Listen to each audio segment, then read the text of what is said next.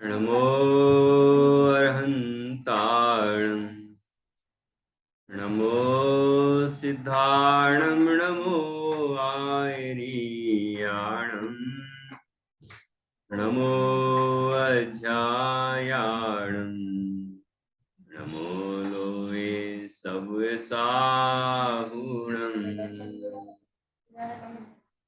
मंगलम भगवान वीरो मंगलम गौतमो गणी मंगलम कुंद कुंदाद्यो जैन धर्मोस्तु मंगलम सर्वमंगल मांगल्यम सर्व कल्याण कारकम प्रधानम सर्वधर्माणां जैनम जयतु शासनम जैनम जयतु शासनम्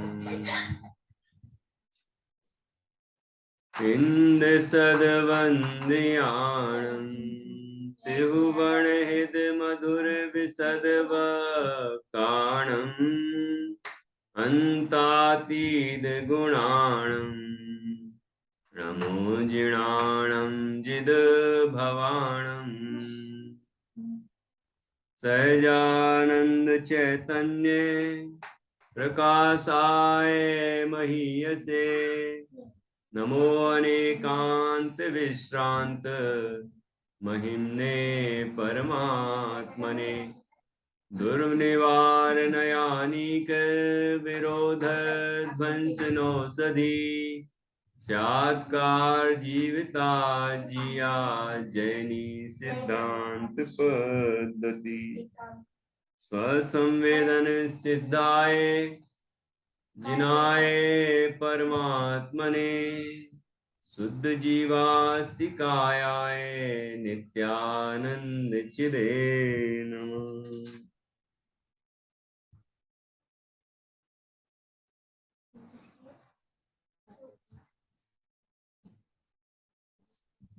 आचार्य श्री कुंद कुंद देव द्वारा रचित यह पंचास्तिकाय संग्रह परमागम है। यहाँ पहला अधिकार है षड्द्रव्य पंचास्तिकाय वर्णन, 6 द्रव्य और 5 अस्तिकाय। इनमें से 5 अस्तिकाय, 5 द्रव्य और अस्तिकाय पर चर्चा हमारी हो गई और अब 100 नंबर की गाथा से काल द्रव्य का वर्णन प्रारंभ किया गया है। काल द्रव्य अस्तिकाय नहीं है लेकिन द्रव्य है। कालश्च तत्वार सूत्र में भी 5वें अध्याय में इसका विश्लेषण किया गया है। द्रव्य संग्रह में भी हमने चर्चा की है। तो काल द्रव्य वो द्रव्य है, अस्तिकाय नहीं है। यहाँ 100 नंबर की गाथा में निश्चय काल और व्यवहार काल का स्वरूप बताया गया है। और पहले भी काल द्रव्य की चर्चा आ चुकी है। 6वीं गाथा में, इसी ग्रंथ की 6वीं गाथा में जहां 5 अस्तिकायों की चर्चा प्रारंभ की, आचार्य ने काल द्रव्य को द्रव्य सिद्ध किया और उसे परिवर्तन लिंग कहा। परिवर्तन लिंग के 2 तरह से अर्थ किए। एक तो यह कि सभी द्रव्यों के परिवर्तन में वह काल द्रव्य निमित्त होता है, हेतु होता है। काल द्रव्य सभी द्रव्यों के परिवर्तन में, परिणमन में हेतु होता है, निमित्त होता है, इसलिए परिवर्तन लिंग कहा। और दूसरा, जीवादि द्रव्यों के परिणमन से काल द्रव्य गम्य होता है, ज्ञात होता है। काल द्रव्य का पता चलता है कि काल द्रव्य है। इन 2 तरह की व्याख्या से ये सिद्ध किया कि काल द्रव्य परिवर्तन लिंग वाला है। फिर ये तो 6वीं गाथा में कहा था। फिर 23वीं, 24वीं, 25वीं और 26वीं इन 4 गाथाओं में काल द्रव्य का स्वरूप, सामान्य स्वरूप बताया जा चुका है। जैसे कि धर्म द्रव्य, अधर्म द्रव्य का वर्णन किया और उसको अरस, अरूप, अगंध, अवर्ण, अशब्द इत्यादि कहा था, अरूपी है वह है। ऐसे ही काल द्रव्य का वर्णन भी किया, सामान्य स्वरूप बताया।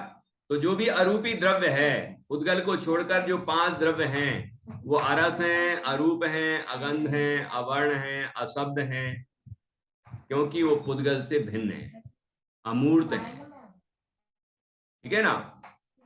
तो ये चर्चा वहां भी आई है और काल द्रव्य का सुंदर स्वरूप बताया गया है, निश्चय से, व्यवहार से। यहां भी थोड़ा और विशेष वर्णन, कुछ वर्णन जो पहले का वर्णन पुष्ट हो रहा है और कुछ विशेष है यहाँ पर। तो 100 नंबर की गाथा से प्रारंभ हुआ, 100, 101, 102, 103वीं गाथा तक ये किया गया है।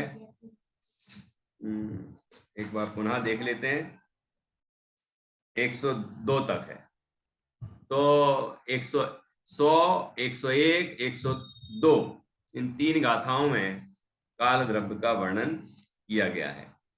हमने 100 नंबर की गाथा कल पढ़ ली थी, जिसमें ये समझा था कि काल द्रव्य निश्चय काल और व्यवहार काल के भेद से 2 प्रकार का होता है।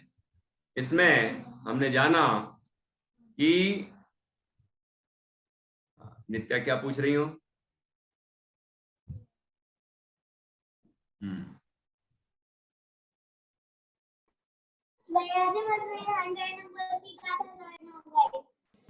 लर्न हो गई?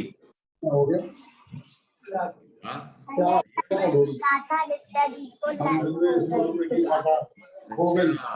जान्या दादाजी को समझा रही है।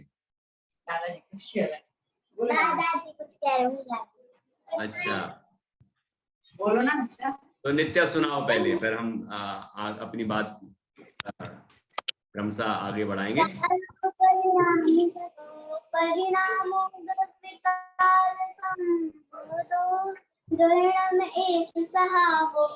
कालो कालो बहुत बढ़िया। अब नित्या इधर की तरफ देखना और इसका सामान्य अर्थ बताना, जो तुम्हें समझ में आया हो। बताओ।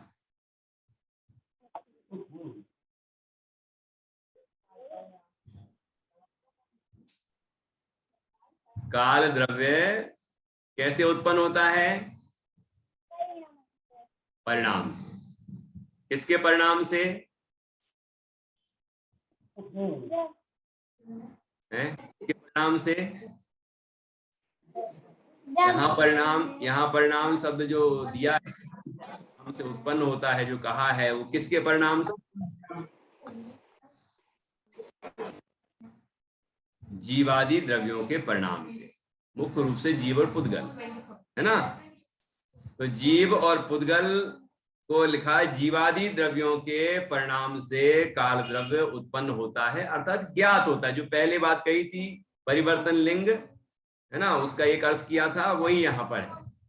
तो जीवादि द्रव्यों के परिणाम से काल द्रव्य ज्ञात होता है, निश्चित होता है, गम्य होता है, काल द्रव्य का पता चलता है ना? और तो वह व्यवहार काल है ना? और परिणामो द्रव्य काल संबुधो।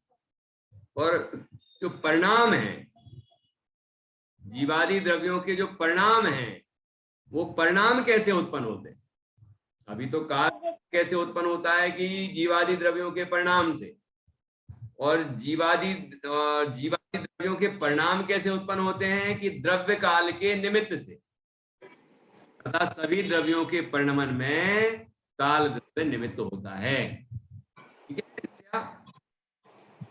तो कितने प्रकार के काल द्रव्य हो गए? दो प्रकार। कौन कौन से? व्यवहार काल और निश्चय काल। बहुत अच्छा। तो 2 हैं क्या विश्व में? 2 तरह के काल द्रव्य हैं? मतलब कोई निश्चय काल होता होगा, कोई व्यवहार काल होता होगा, ऐसा है? फिर फिर कैसा है? काल द्रव्य का कथन दो प्रकार से किया गया है। तो अलग अलग दृष्टियों से काल द्रव्य का कथन दो प्रकार से किया गया है। जब काल द्रव्य का वर्णन हम उसके भेदों की तरफ से करते हैं, मतलब समय, घड़ी, घंटा आदि, तो वह व्यवहार काल है। और दूसरी बात, जब काल द्रव्य की उत्पत्ति हम जीवादि द्रव्यों से बताते हैं तो ये व्यवहार काल है। इतना समय हो गया, इतने, जैसे कि वहां पर आया था 23वीं गाथा में, 23, 24, 25, 26 गाथा है ना, 4, तो उसमें आया था कि जैसे समय की उत्पत्ति परमाणु से, जब एक परमाणु आकाश के एक प्रदेश से मंद गति से गमन करता हुआ दूसरे प्रदेश पर पहुंचता है तो उसको कहते हैं समय। तो समय की उत्पत्ति में कौन निमित्त है, अर्थात समय के ज्ञात होने में कौन निमित्त है? कोई उत्पन्न तो करता नहीं कोई द्रव्य किसी द्रव्य के परिणाम को, तो वह परमाणु समय की उत्पत्ति में या समय के ज्ञापन में, समय के निर्णय में निमित्त है। ठीक। और निमेष, निमेष कहते हैं पलकों के झपकने को, तो पलकें पुद्गल हैं, पलकें पुद्गल हैं, तो निमेष की उत्पत्ति पुद्गल से कही जाएगी। तो कोई पुद्गल से काल द्रव्य का परिणाम उत्पन्न नहीं हुआ, लेकिन काल द्रव्य का परिणाम पुद्गल से ज्ञात होता है कि निमेष जो इतने समय हुए उसको कहते हैं निमेष। और वो कैसे पता चले कि एक झपक है ना, एक आंख जो झपकी तो उतनी देर को एक निमेष कहते हैं। ऐसे आगे आगे का गणित बताया जाता है। तो वो हम काल द्रव्य को समझने के लिए पुद्गलादिक जीव पुद्गलादिक द्रव्यों को माध्यम बनाते हैं, इसलिए भी उस काल को व्यवहार काल कहते हैं। और निश्चय काल किसे कहते हैं? कि जो सभी द्रव्यों के परिणमन में निमित्त हो उसे काल द्रव्य कहते हैं। वो निश्चय काल, वो द्रव्य है। बट्ठण लखो या परमठो, परमार्थ काल किसे कहते हैं? कि जो वर्तना लक्षण वाला है। ठीक है, कुम्हार के चाक की भांति, तो वो उसका स्वरूप बताया, वो निश्चय काल है। वर्तना लक्षण वाला काल द्रव्य निश्चय काल है। ठीक है। और वह काल द्रव्य कैसा है? कि सद्भाव रूप है, अर्थात नित्य है, और उत्पाद व्यय रूप है, क्षण भंगुर है। ये दोनों बातें कही, अर्थात उत्पाद व्यय ध्रुव युक्तम सत है। ठीक। तो इस तरह से तो हमने चर्चा की थी 100 नंबर की गाथा से। जयसेनाचार्य की गाथाओं का क्रम में बीच में कुछ गाथाएं और भी आ गई हैं टीका में। तो ये 100 नंबर की गाथा, जयसेनाचार्य की टीका देखेंगे तो उसमें 107 नंबर की गाथा, ऐसे आगे क्रम है। दोनों क्रम हमारी पास जो ग्रंथ है इसमें दोनों टीकाएं दी हैं। पहले अमृतचंद्राचार्य की टीका दी, फिर जयसेनाचार्य की टीका। ठीक है। तो अब हम आगे बढ़ते हैं और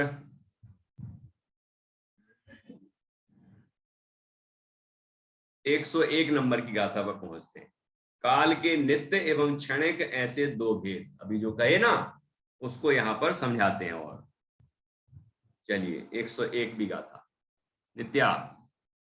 ठीक है, नित्या ने कितने बढ़िया तरीके से गाथा सुनाई है। ऐसा सभी को से प्रेरणा लेना चाहिए, बड़े लोगों को ही प्रेरणा लेना चाहिए। वैसे लेते रहते हैं, भले ही करते नहीं है, लेकिन प्रेरणा तो जरूर लेते हैं। पूरी नहीं की है, लेकिन सभी ने कुछ तो याद किए।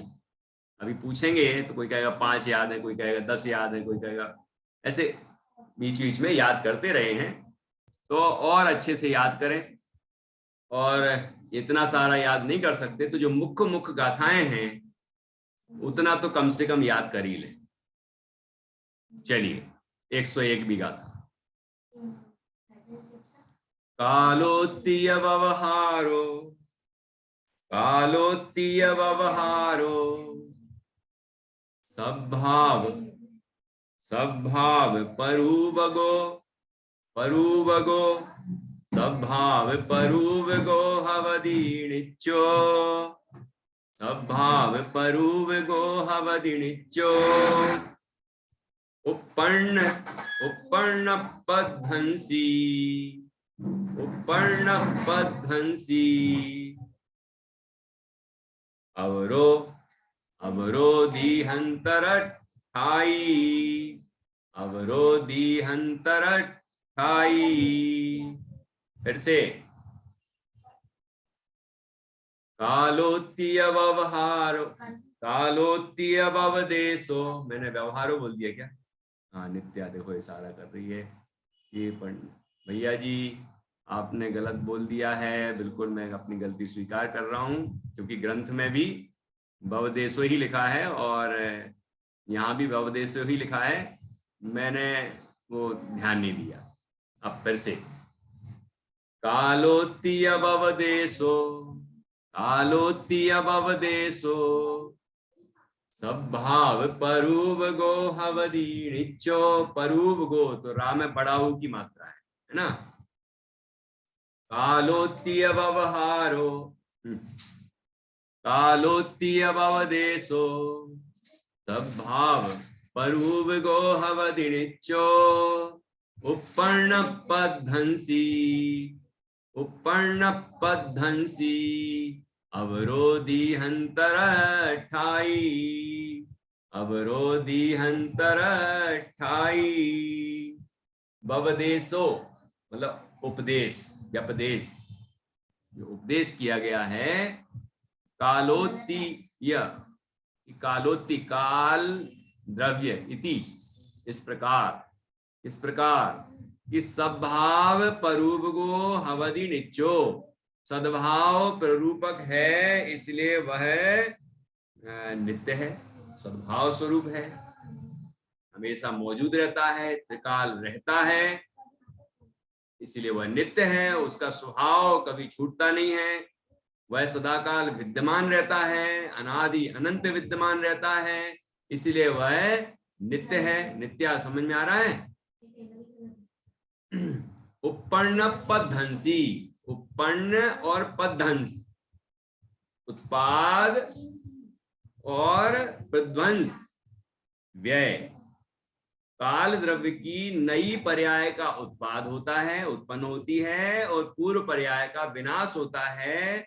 उपर्ण पद्धंसी अवरो अर्थात दूसरा तो ऊपर कहा था निश्चय काल है ना, या काल द्रव्य को नित्य कहा, तो यहां पर अवरोध दूसरा है जो उत्पन्न विनष्ट रूप है ना। तो दीहंतरठाई क्या अर्थ हुआ? दीर्घ अंतर स्थाई। दीर्घ अंतर स्थाई क्या हुआ कि वह उपर्ण पद्धंसी उत्पन्न और ध्वंसी, ऐसा जो दूसरा काल वह दीर्घ स्थिति का भी कहा जाता है। अर्थात क्या? व्यवहार काल को लंबे काल वाला भी कहा जाता है, दीर्घ स्थायी। ये कैसे कहा जाता है कि काल द्रव्य तो अनादि अनंत है ना, जो उसका द्रव्य स्वरूप से देखें तो अनादि अनंत है, और एक एक समय उत्पन्न होता है नष्ट होता है, उत्पन्न होता है नष्ट होता है, उत्पन्न ध्वंसी कहा ना। फिर दीर्घ काल कैसे कह रहे हैं? लंबे काल तक रहता है, ये कैसे कहते हैं कि देखिए, जैसे एक एक समय की जो पर्याय है काल द्रव्य की, वो तो उत्पन्न विनष्ट उत्पन्न विनष्ट उत्पन्न विनष्ट होती है। द्रव्य स्वभाव से तो अनादि अनंत है, उसकी बात नहीं है यहाँ दीर्घ अंतर स्थायी में।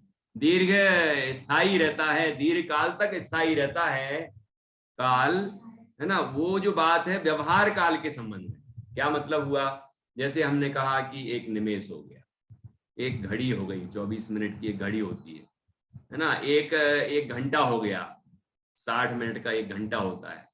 फिर एक पहर हो गया, है ना। एक दिन हो गया, 24 घंटे हो गए दिन रात, एक दिन बीत गया, फिर एक सप्ताह बीत गया, महीना बीत गया, वर्ष बीत गया इत्यादि। तो हमने कहा कि यह व्यक्ति 25 साल का है। अब 25 साल का कैसे हो सकता है? कोई 25 साल का हो सकता है क्या? कैसे? क्योंकि प्रति समय तो नई नई पर्याय पैदा होती। जब प्रति समय नई नई नई नई पर्याय होती तो कोई भी पर्याय एक एक समय की ही होगी ना। तो कोई व्यक्ति 25 साल का कैसे हो सकता है? तो ये व्यवहार काल है, इसको कहते हैं दीर्घ स्थायी। मतलब 25 साल का जो काल है हम उसको स्थायी कह रहे हैं। कैसे?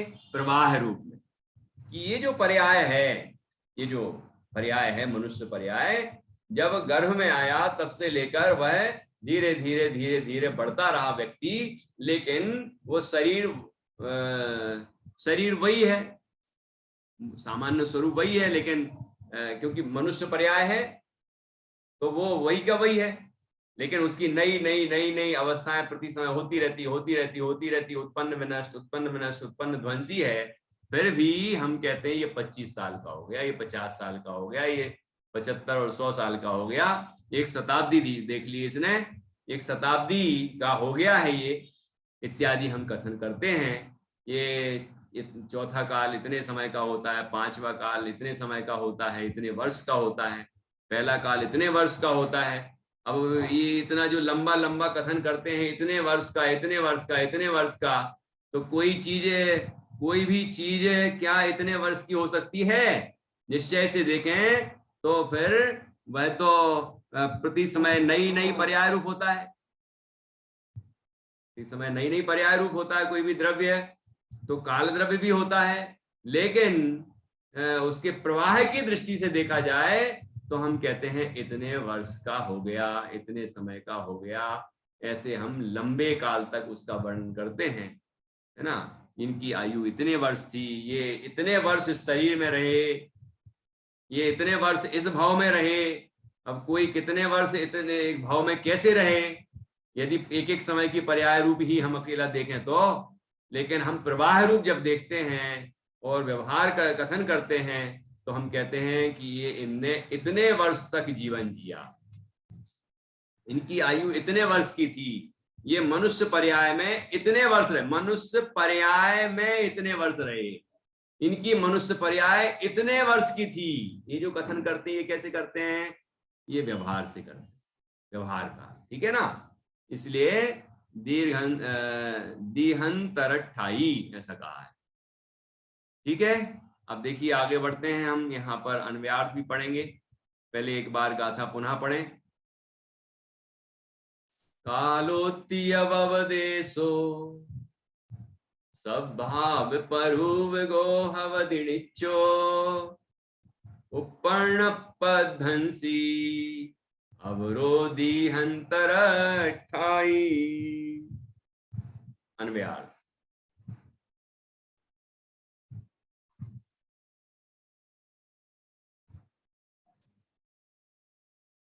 काल ऐसा व्यपदेश अर्थात कथन सद्भाव का प्ररूपक है, सद्भाव मौजूदगी, इसलिए काल नित्य है, शाश्वत है काल, अनादि अनंत है काल। कोई भी द्रव्य अनादि अनंत है, ठीक, द्रव्य अपेक्षा। उत्पन्न ध्वंसी ऐसा जो दूसरा अर्थात ऐसा जो दूसरा काल अर्थात उत्पन्न होते ही नष्ट होने वाला जो व्यवहार काल, वह क्षणिक होने पर भी प्रवाह अपेक्षा से दीर्घ स्थिति का भी कहा जाता है। ख्याल में आ गया? क्षणिक होने पर भी दीर्घ स्थिति का कहा जाता है, ठीक। सिद्ध भगवान वो भी पर्याय है ना, सिद्ध पर्याय एक एक समय की है। वह पर्याय कोई भी सादी शांति ही होती है, लेकिन सिद्ध पर्याय को हम सादी अनंत कहते हैं। ये कैसे कहते हैं? ये सादी अनंत काल सिद्ध पर्याय में रहते हैं, सिद्ध अवस्था में रहते हैं, तो ये प्रवाह रूप में कहते हैं। वैसी की वैसी, वैसी की वैसी, वैसी की वैसी पर्याय होती है, तो हम मोटे तौर पर ऐसा कह देते हैं कि सिद्ध भगवान, सिद्ध पर्याय सादी अनंत काल होती। ठीक है ना, ऐसी अपेक्षा समझना चाहिए। आगे देखिए टीका।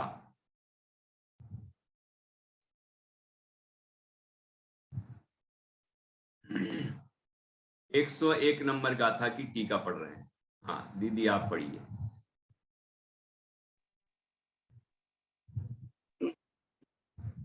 काल के नित्य और क्षणिक ऐसे दो विभागों का ये कथन है। ये काल है, ये काल है, ऐसा करके जिस द्रव्य विशेष का सदैव व्यपदेश निर्देश कथन किया जाता है, वो द्रव्य विशेष अर्थात निश्चय काल रूप मुख्य खास द्रव्य सचमुच अपने सद्भाव को प्रकट करता हुआ नित्य है, और जो उत्पन्न होते ही नष्ट होता है वह व्यवहार काल सचमुच उसी द्रव्य विशेष की समय नामक पर्याय है। वो क्षणभंगुर होने पर भी अपनी संतति को प्रवाह को दर्शाता है, इसलिए उसे नए के बल से दीर्घ काल तक स्थित रहने वाला कहने में दोष नहीं है। इसलिए आवली का पल्योपम, सागरोपम इत्यादि व्यवहार का निषेध नहीं किया जाता। इस प्रकार यहाँ ऐसा कहा है कि निश्चय काल द्रव्य रूप होने से नित्य है, व्यवहार काल पर्याय रूप होने से क्षणिक। बहुत अच्छा, देखिए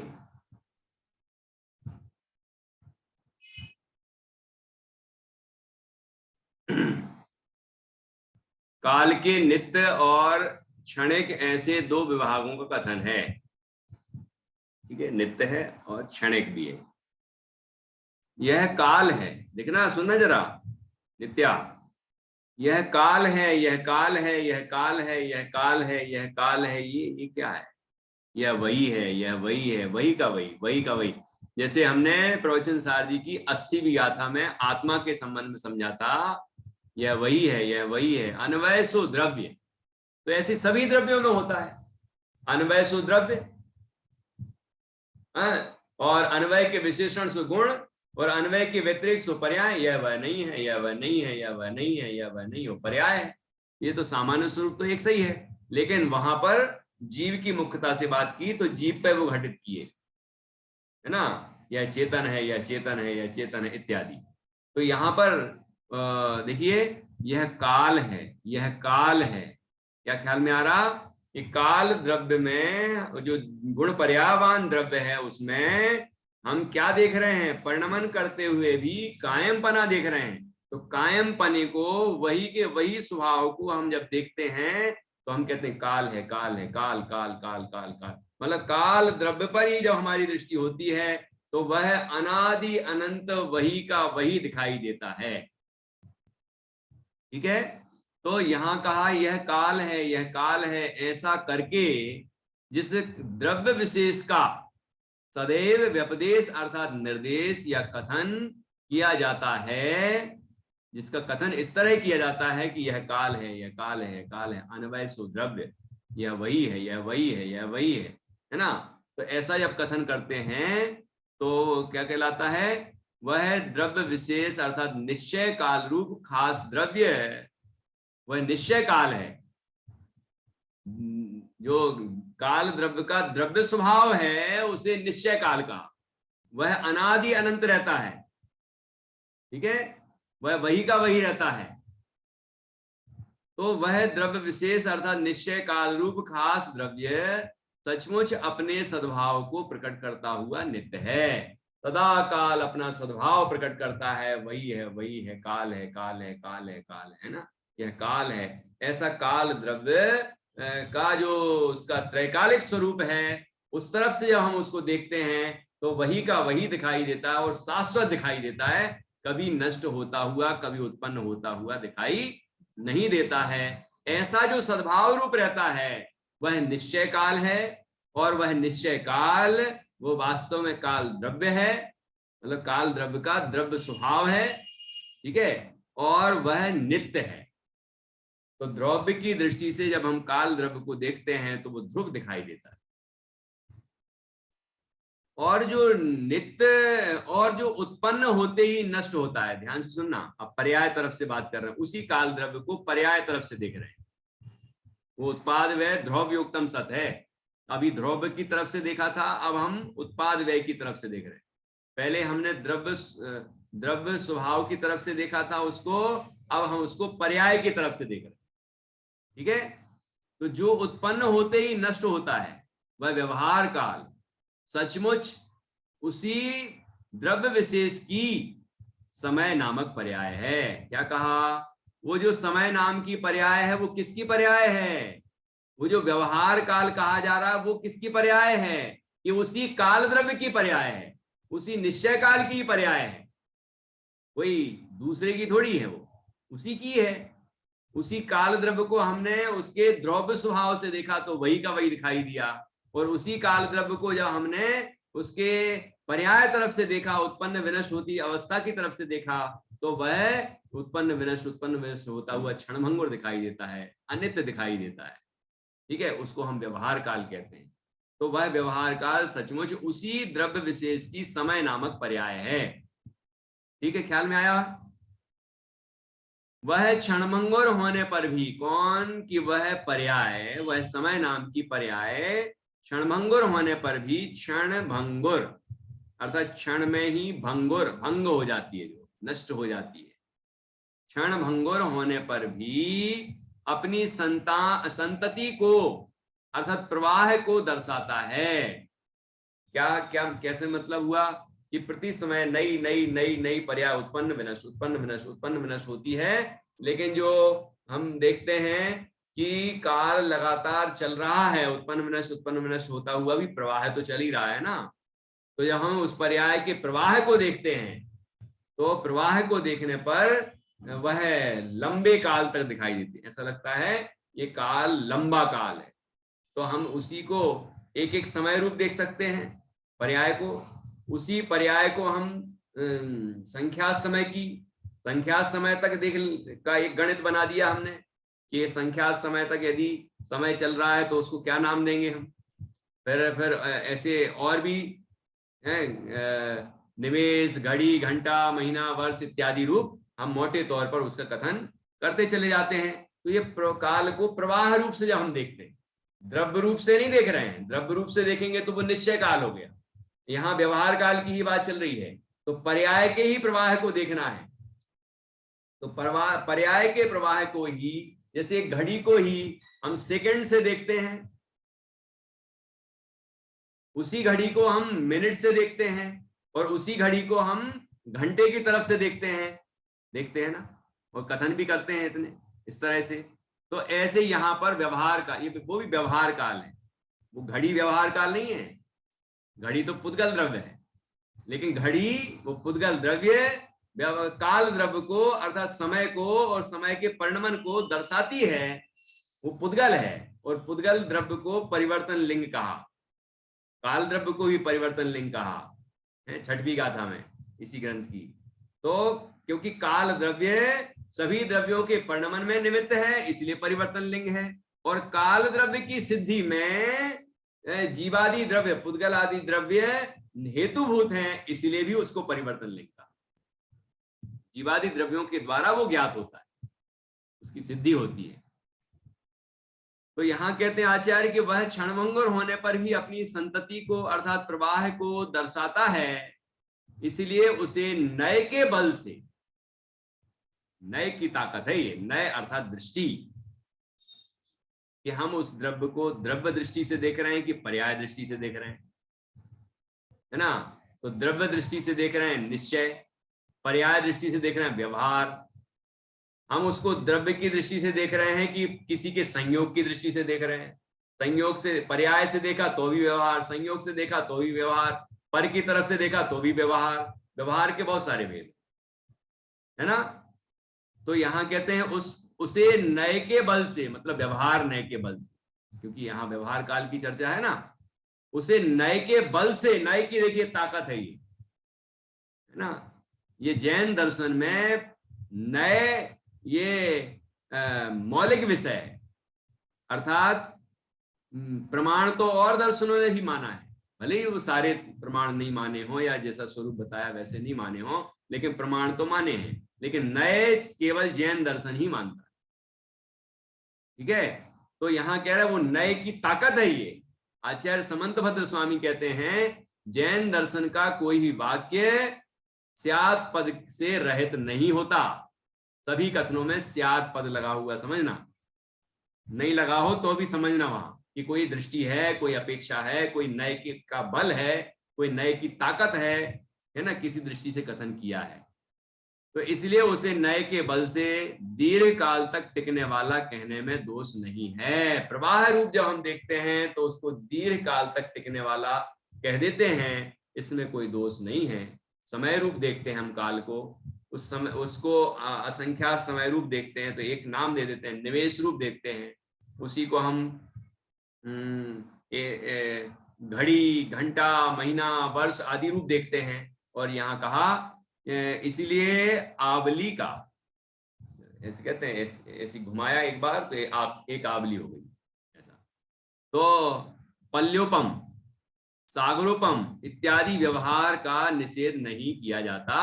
व्यवहार नए से काल को हम ऐसे दीर्घ काल तक प्रवाह रूप में देखते हैं, है ना, और कथन करते हैं, इसमें कोई दोष नहीं है। इस प्रकार यहाँ ऐसा कहा है कि निश्चय काल द्रव्य रूप होने से नित्य है और व्यवहार काल पर्याय रूप होने से क्षणिक। ख्याल में आया?